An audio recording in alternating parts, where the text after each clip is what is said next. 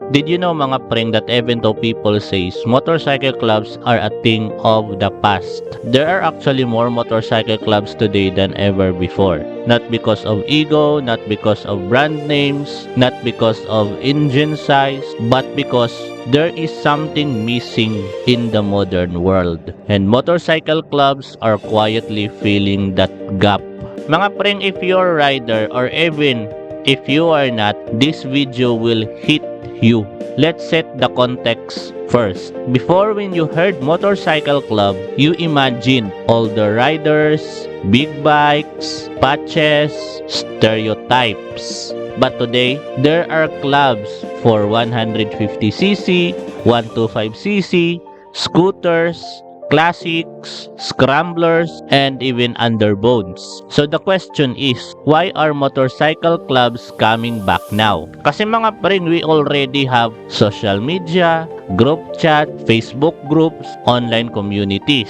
In theory mga preng, people should feel more connected than ever. But the opposite is happening. Yes, people are more connected online, yet more disconnected in real life. And riders are starting to feel that. Let's make this very clear mga preng ha. This was never about motorcycle. Not the brand, not the displacement, not the price. The real reason are loneliness, burnout, mental exhaustion.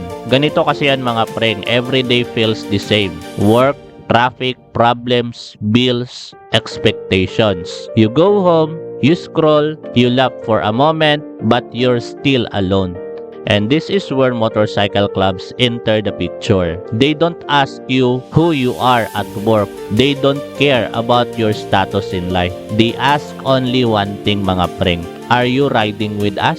Kasi mga preng, in the Philippines, culture matters. We grow up with neighborhood friendships, shared meals, long conversations, riding home together. But modern life slowly took that away. Kaya mga preng, motorcycle clubs become the modern version of street corner brotherhood. You don't have to be fast. You don't have to be skilled. You don't have to impress anyone. You just have to be real. That's why some riders have no destination, no photos, no flexing. Just riding, just talking, and sometimes just silence. Mga preng, there's something most people don't say out loud. Motorcycle clubs save people. Not all of them, not all of the time, but more often than you think. Kasi mga preng, some riders come from heartbreak, depression, loss, feeling completely lost in life. They weren't saved by emotional quotes. They weren't saved by algorithms. They were pulled back by simple message. Ano, ride tayo? In the middle of the road mga preng, while the motorcycle is moving, the mind finally become quiet. And sometimes, that silence is enough to survive another day. Have you noticed something mga preng? The quietest motorcycle clubs are often the one that lasts the longest. They don't shout online. They don't chase attention.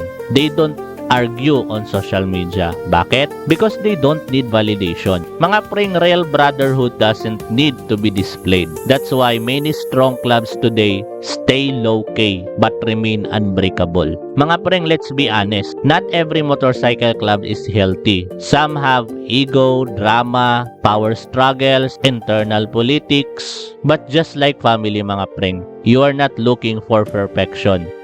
You are looking for people who accept your flaws, people who ride at your pace, people who wait for you when you fall behind. Kasi mga preng, a good club doesn't change who you are. It simply reminds you who you've always been. So mga preng, remember this. Motorcycle clubs in the Philippines will only continue to grow. Bakit? Life is getting more stressful.